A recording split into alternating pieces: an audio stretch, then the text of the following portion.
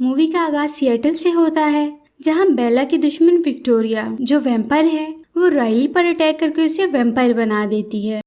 दूसरी तरफ फोक्स में एडवर्ड और बेला साथ हैं। एडवर्ड बेला को शादी के लिए कन्विंस करता है, लेकिन बेला नहीं मानती। बेला अपने पेरेंट्स के डाइवोर्स की वजह से डरी होती है। पेरेंट्स के डाइवोर्स के बाद उसने सफर किया, अब वो शादी करने से डरती है।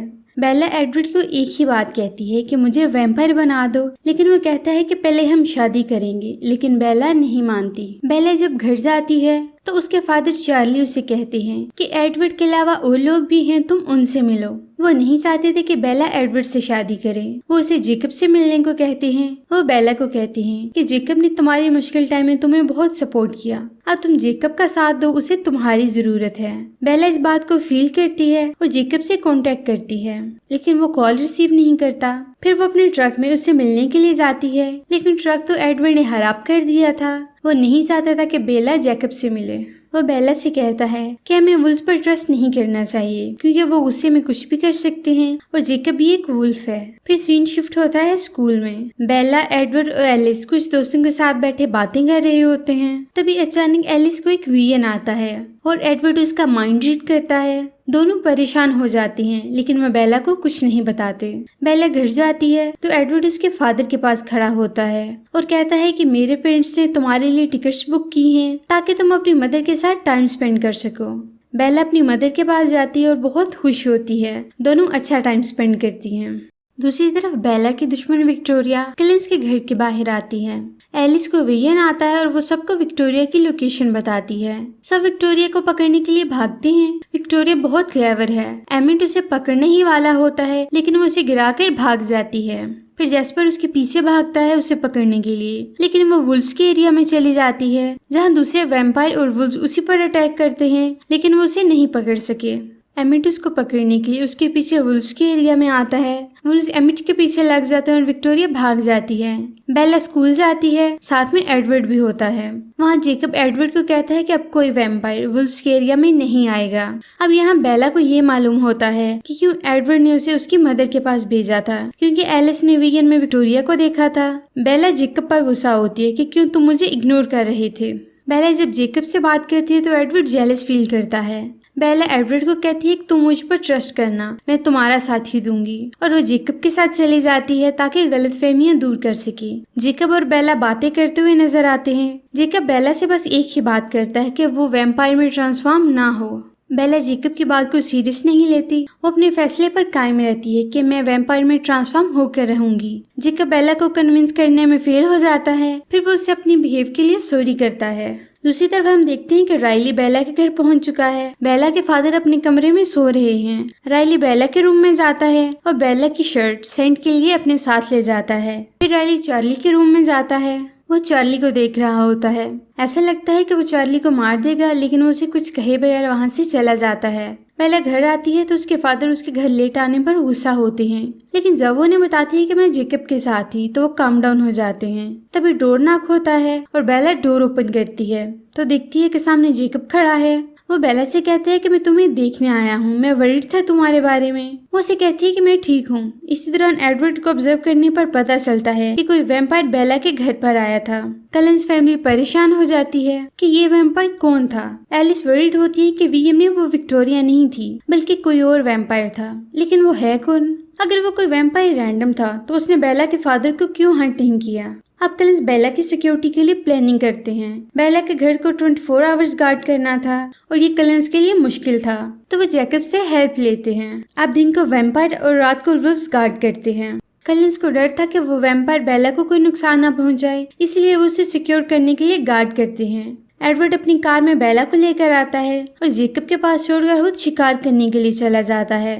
जेकब बेला को लेकर वुल्फ्स की मीटिंग में आता है, जहां बिली उन्हें बताता है कि कैसे उनके कबीले के लीडर ने वैम्पायर से फाइट करके कबीले को बचाया था और लीडर की वाइफ ने खुद को नाइफ मारकर वैम्पायर के आगे सेक्रीफाइस किया और अपने हस्बैंड को मौका दिया कि वो वैम्पायर को मार सके। दूसरी तरफ हम राइली को देखते हैं, जो न्यूबॉर्न वैम्पायर की आर्मी तैयार कर रहा होता है और इन न्यूबॉर्न वैम्पायर से फाइट करना बहुत मुश्किल होता है। राइली ये सब विक्टोरिया के कहने पर कर रहा होता है ताकि वो कलिंस फैमिली से जेम्स की मौत का बदला ले सके। बेला जब घर आती है तो अपने फादर से मिलती है।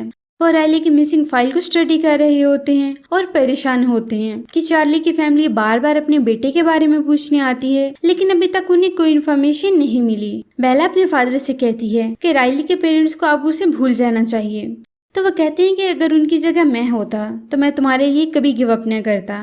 ये सुनकर बेला सोच में पड़ जाती है। एडवर्ड फिर उससे कहता है कि तुम सोच लो और वैम्पायर में ट्रांसफॉर्म ना हो, लेकिन बेला उसकी बात नहीं सुनती और कहती है कि मैं अपने फैसले पर कायम हूँ, मैं वैम्पायर बनकर रहूंगी। नेक्स्ट डे जेकब और बेला साथ होते हैं। जेकब बेला को कहते हैं कि मैं नहीं चाहता कि तुम ऐसे करो, तुम अपने सब ऑप्शंस पर गौर करो, तुम वैम्पायर में ट्रांसफॉर्म ना हो। वो उसे कहते हैं अगर तुम मुझसे शादी करोगे तुम इंसान ही रहोगी, ना तुम्हें ट्रांसफॉर्म होना पड़ेगा और ना ही अपनी फैमिली को छोड़ना पड़ेगा। वो उसे प्रपोज करता है और उसके पास आता है। बेला को गुस्सा आता है और वो उसे धक्का देती है और साथ में पंच भी करती है। जेकब वुल्फ है, उसे पंच करके वो खुद को हर्ट करती है। जेकब पर कुछ ऐसे नहीं होता। जेकब जब बेला को छोड़ने आता है तो एडवर्ड उस पर गुस्सा होने लगता है। वो जेकब पर अटैक करता है। तभी वहाँ चार्ली आ जाता है। उसके पूछने पर जेकब बताता है कि एडवर्ड अपनी वजह से गुस्सा कर रहा है। वो बताता है कि मैंने बेला को प्रपोज किया और उसने मुझे पंच करके खुद को जख्मी कर लिया। मिस्टर कलन बेला के हाथ पर बैंडेज करते हैं। रोजेली को गुस्सा आता है और वो वहाँ से चली जाती है। बेला रोजेली के पास जाती है और उससे पूछती है कि तुम मुझसे नफरत क्यों करती हो।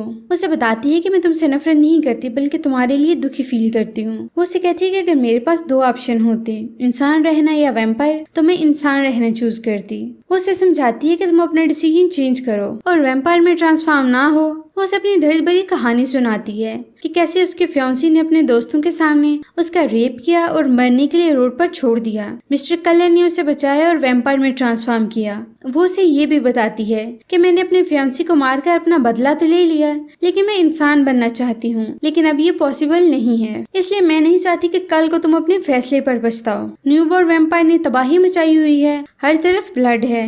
ये आर्मी वल्ट्यूरी की अटेंशन ले रही है, मगर वो उन्हें कुछ नहीं कहते ताकि देख सकें कि इस आर्मी को किसने बनाया और क्यों बनाया।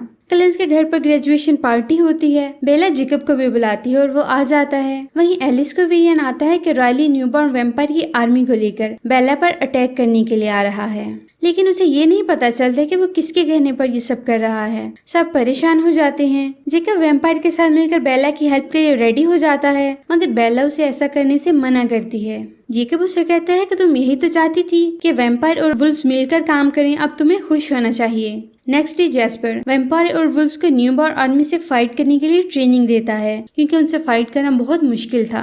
ये बहुत स्ट्रांग होते हैं। ट्रेनिंग के बाद सब चले जाते हैं।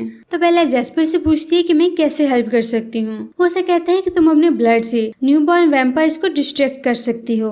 बेला जब रात को सो जाती है तो उसे वियर्ड ड्रीम आता है। वो डर कर उठ जाती है और एडवर्ड को बताती है कि राइली के पीछे विक्टोरिया का हाथ है।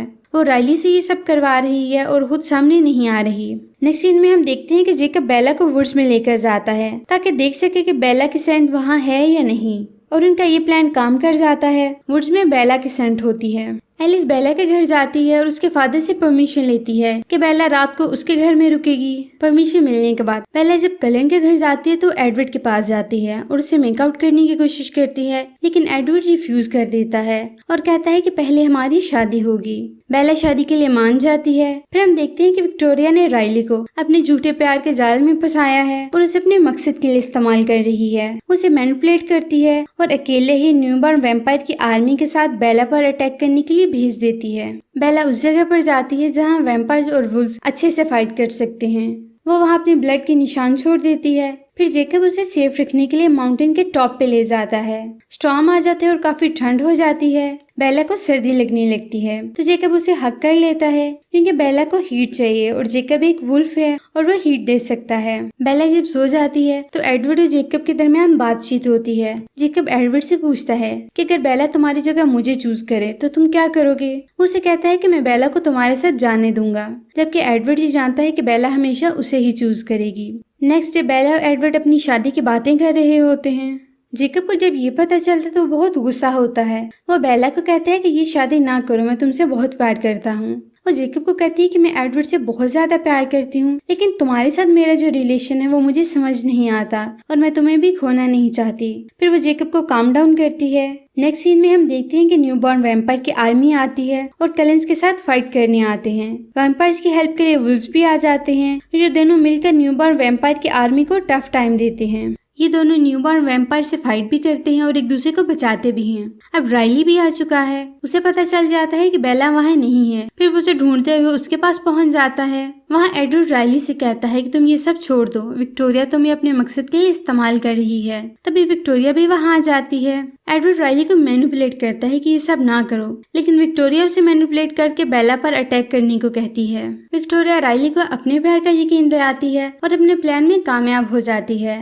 राइली बेला पर अटैक करने लगता है। तभी वुल्फ आ जाता है और राइली को पकड़ लेता है। ये देखकर विक्टोरिया भागने लगती है, लेकिन एडवर्ड उसे रोककर फाइट करने के लिए उकसाता है। अब दोनों के दरमियान शदीद किस्म की फाइट होने लगती है। दूसरी तरफ राइली वुल्फ को जख्मी करके विक्टोरिया की हेल्प के लिए आ जाता है। अब ये दोनों थे और एडवर्ड अकेला था। ये दोनों मिलकर एडवर्ड को मारने ही वाले होते हैं कि बेला उन्हें अपने ब्लड से डिस्ट्रैक्ट करती है और वुल्फ आकर राइली पर अटैक करता है। एडवर्ड भी विक्टोरिया को मार देता है। विक्टोरिया की बॉडी जलाने के बाद बेला और एडवर्ड वैम्पायर्स के पास जाते हैं। तभी अचानक से एक वैम्पायर वुल्फ पर अटैक करता है। जेकब उसे बचा लेता है और खुद जख्मी हो जाता है। वहाँ एलिस को विजन आता है कि वल्ट्यूरी आ रहे हैं और सब वुल्स को वहाँ से भेज देते हैं। वल्ट्यूरी आते हैं और वार्न करते हैं कि बेला को वैम्पायर बना दे, वरना एरो उनके साथ अच्छा नहीं करेंगे।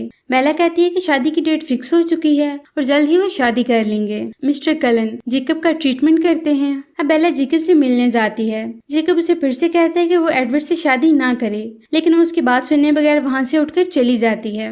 अब लास्ट में हम देखते हैं कि बेला और एडवर्ड बहुत खुश हैं और अपनी शादी की बातें कर रहे हैं और यहीं पर इस मूवी का एंड हो जाता है।